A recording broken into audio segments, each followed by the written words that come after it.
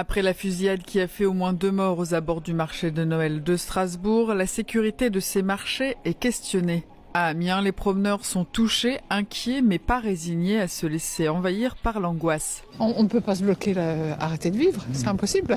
Donc on continue. De toute façon, on n'empêchera pas quiconque voudra venir avec un fusil dans le manteau.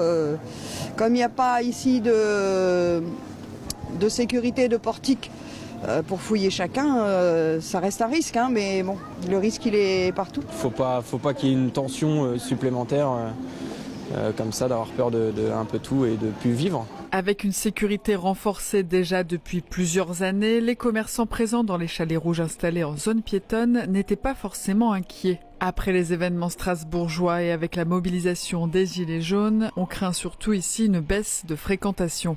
Sur Amiens, on se sent en sécurité. Après, on ne va pas vous dire que le risque zéro n'existe pas, évidemment. Tout le monde appréhende quand même un petit peu. Ça fait partie on va dire, un dommage collatéral. Hein. On va voir ce week-end si ça a une incidence. Pour l'instant, on reste quand même sur une bonne fréquentation.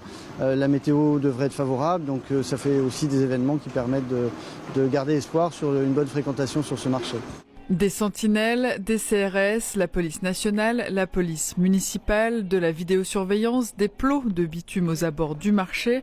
La sécurité est assurée par la ville et la préfecture. Suite à l'attaque terroriste de ce mardi soir, le plan Vigipirate a été relevé au niveau urgence attentat. La sécurité va donc être renforcée. Ce qui est convenu, c'est évidemment de renforcer en présence humaine le marché de Noël. Pour ce qui concerne la police municipale, qui est de la compétence de la ville, eh bien, des instructions particulières sont données, évidemment, pour être vigilant, parce que on n'est jamais à l'abri.